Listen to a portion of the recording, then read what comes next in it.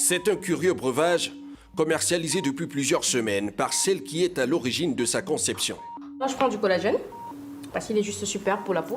Une boisson censée éclaircir à la peau, vantée par cette femme d'affaires qui est aussi une députée controversée de l'opposition.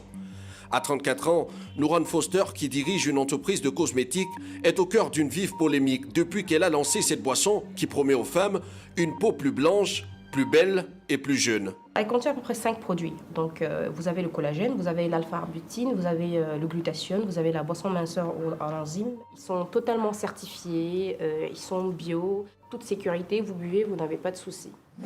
De l'arbutine ou encore du glutathion. Des substances qu'on retrouve dans la plupart des produits utilisés pour la dépigmentation de la peau. Mais ils sont en vente libre sans ordonnance ni contrôle médical, y compris dans des pharmacies comme celle-ci. Combien coûte du collagène? Ces boissons supposées contenir du collagène sont très demandées par une clientèle féminine qui veut s'éclaircir la peau malgré les risques encourus. Ça éclaircit ma peau, ça rend ma peau élastique et je reste toujours jeune. Ça éclaircit de l'intérieur. Ça 60 ans, mais on ne dirait pas. Boire des produits dits éclaircissants, un risque majeur pour la santé d'après les spécialistes. Depuis des années, le docteur Henriette Meillot se bat contre ces produits de dépigmentation. Pour cette dermatologue réputée, avaler des molécules comme l'alpha-arbutéine peut avoir de graves conséquences pour l'organisme. Alpha-arbutéine est un proche de l'hydroquinone.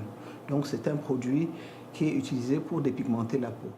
Et quand on boit déjà, ça peut avoir d'autres effets secondaires, pas seulement au niveau de la peau, mais au niveau des autres organismes.